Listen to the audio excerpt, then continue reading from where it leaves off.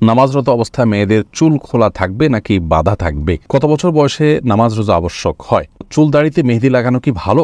মুসলিম ছেলে মেয়েদের লক্ষ্মী ছেলে বা লক্ষ্মী মেয়ে বলা যাবে কিনা? 3 দিন গোসল না করলে কি গোসল ফরজ হয়? কারো যদি আলাদা দাঁত লাগানো থাকে মৃত্যুর পর তা খুলে ফেলতে হবে কিনা? বেকারত্ব থেকে মুক্তির কোনো আমল আছে কিনা? আল্ট্রাসাউন্ডের মাধ্যমে গর্ভের সন্তান ছেলে না মেয়ে তা জানলে কি গুনাহ হবে? যারা আত্মহত্যা করে তাদের জন্য কি দোয়া করা যাবে? আবহাওয়া অফিসের আগাম সংবাদ বিশ্বাস করা যাবে কিনা? তাহলে আর বিলম্ব না করে শুরু করি। আপনাদের ইতিমধ্যে যে সমস্ত প্রশ্নগুলো আমাদের কাছে এসে পৌঁছে গেছে সেগুলোর উত্তর দেওয়ার পালা। রোজি জাহান আপনি জানতে চেয়েছেন, যারা আত্মহত্যা করে তাদের জন্য কি দোয়া করা যাবে? হ্যাঁ, অবশ্যই আত্মহত্যাকারী ব্যক্তির জন্য দোয়া করা যাবে, বরং তার জন্য তো আরো বেশি দোয়া করতে হবে। এই জন্য যে তিনি আত্মহত্যা করে একটা মহাপাপ করে একটি কবিরা গুনাহ করে দুনিয়া থেকে গেছেন। অতএব আল্লাহর পক্ষ থেকে ক্ষমা পাওয়ার প্রয়োজন তো তার আরো বেশি, যেহেতু তিনি অপরাধ করে গেছেন, বিধায় তার জন্য দোয়া করা যাবে। যেহেতু আত্মহত্যাকারী ব্যক্তি অমুসলিম নন এবং আত্মহত্যার কারণে কেউ ইসলাম থেকে খারিজ হয়ে যায় না, বিধায় তার জন্য দোয়া করাতে কোনো অসুবিধা নেই। তবে হ্যাঁ, তার যে জানাজা, সেই জানাজার বিষয়টি হলো, এই জানাজাতে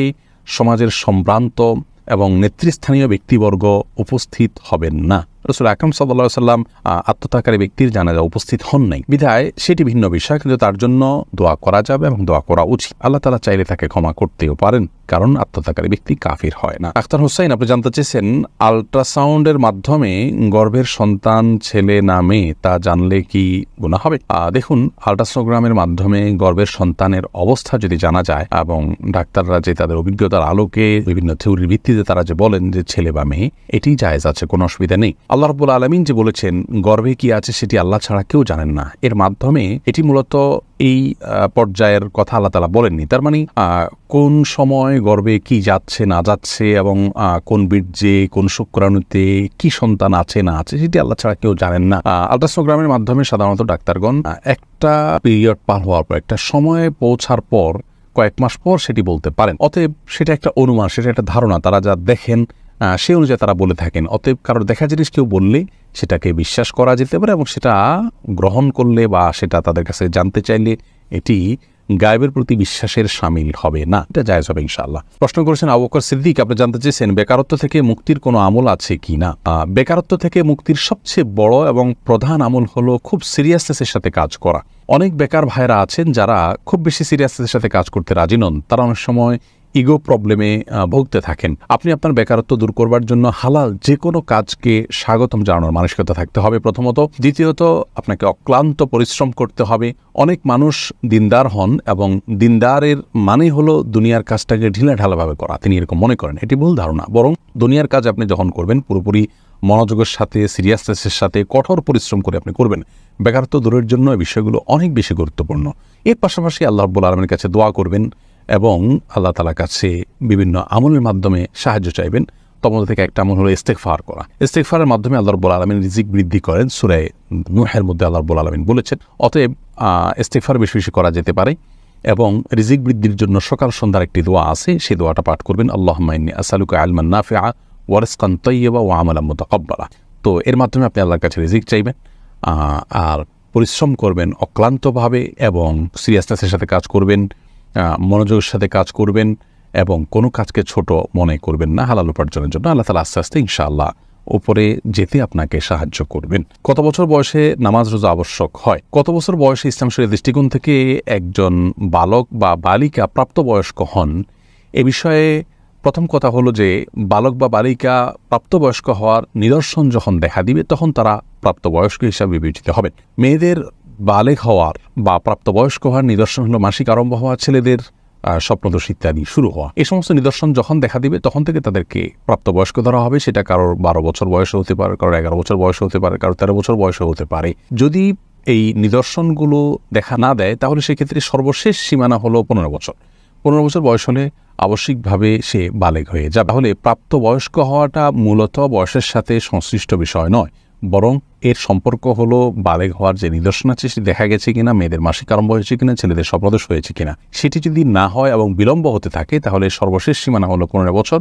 15 বছর বয়স হয়ে গেলে তাকে প্রাপ্তবয়স্ক তথা বালেগ ধরা হবে এবং এরপর থেকে নামাজ রোজা সহ ইসলাম শরীয়তের সমস্ত বিধিবিধান তার উপরে প্রযোজ্য হবে। মনিরা খাতুন আপনি জানতে চেয়েছেন, আবহাওয়া অফিসের আগাম সংবাদ বিশ্বাস করা যাবে কিনা। আবহাওয়া অফিস যে আবহাওয়ার আগাম বার্তা দিয়ে থাকে সেটা বিশ্বাস করাতে কোনো অসুবিধা নেই। অনেকে মনে করেন যে এটি বিশ্বাস করলে গায়েবের খবর কেউ দিল, সেটাকে বিশ্বাস করলো, অতএব জ্যোতিষীর দেওয়া ভবিষ্যৎবাণীকে বিশ্বাস করা যেরকম ঈমান হরণকারী, আমল নষ্টকারী, কুসংস্কার, এটাকে অনেকে কুসংস্কার মনে করেন। দুটি আসলে সম্পূর্ণ ভিন্ন বিষয়।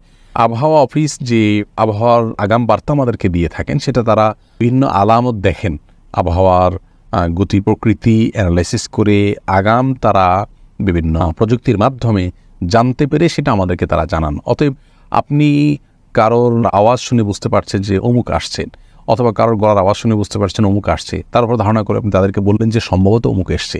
এটা যেরকম কোনো অদৃশ্যের সংবাদ দেয়া নয়, বরং আপনি আপনার যে আলামত বা নিদর্শন দেখেছেন সেটার উপর ভিত্তি করে আপনি বলেছেন। অতএব এটা সম্পূর্ণ হাওয়া থেকে বলা নয়, বিধায় আবহাওয়ার আগাম সংবাদ বিশ্বাস করলে কোনো প্রকার অসুবিধা হবে না। চুল দাড়িতে মেহেদি লাগানো কি ভালো? এর উত্তর হলো অবশ্যই। চুল দাড়ি যদি সাদা হয়ে যায় তাহলে সেগুলোতে মেহেদি ব্যবহার করা যেতে পারে, সেটা উত্তম।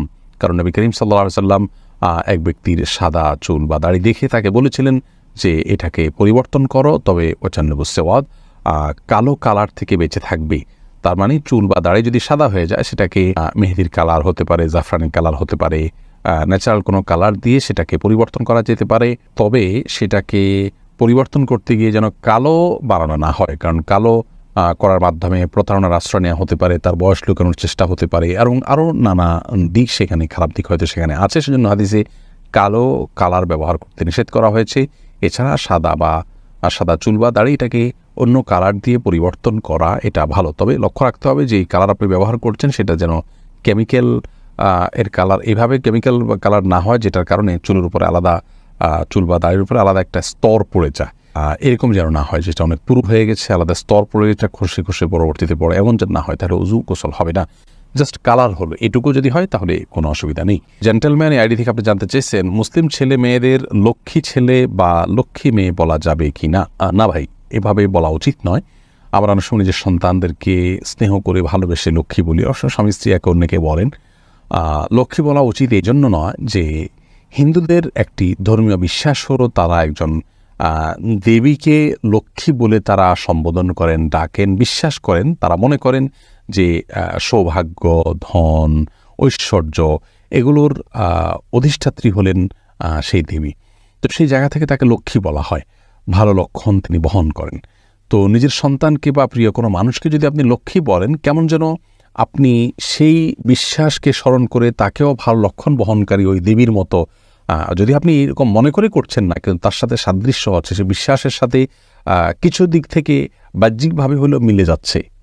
আর শিরক এবং মুশরিকের বিশ্বাসের সাথে বাহ্যিকভাবেও সাদৃশ্য হয় এমন কোনো কাজ একজন মুসলমানের করা উচিত নয়। সেই জায়গা থেকে লক্ষ্মী ছেলে লক্ষ্মী মেয়ে বলাটা অনুচিত। শারমিন আখতার আপনি জানতে চেয়েছেন নামাজরত অবস্থায় মেয়েদের চুল খোলা থাকবে নাকি বাঁধা থাকবে? নামাজরত অবস্থায় মেয়েদের চুল খোলাও থাকতে পারে, বাঁধাও থাকতে পারে। তবে খোলা থাকলে সেটি রুকু সিজদা এবং উঠা বসায় যদি ডিস্টার্বের কারণ হয়, সে দৃষ্টিকোণ থেকে খোলা না রেখে বেঁধে রাখা উত্তম এবং ভালো, যেহেতু সালাতে একাগ্রতা নষ্ট হতে পারে এমন কাজ করা উচিত নয়। আর যদি এরকম কোনো ব্যাপার না থাকে, উঠা বসা রুকু সিজদাতে কোনো প্রকার সমস্যা না হয়, তাহলে তিনি চুল খোলা রেখেও নামাজ পড়তে পারেন। তবে চুল তাকে ঢেকে রাখতে হবে, অর্থাৎ বড় কোনো ওড়নার মাধ্যমে এই চুলগুলোকে ঢেকে রাখতে হবে। তিনি রুকুতে সিজদায় উঠা বসায় কোনো অবস্থাতে যেন চুলের কোনো অংশ প্রকাশিত না হয় সেদিকটি খেয়াল রাখতে হবে।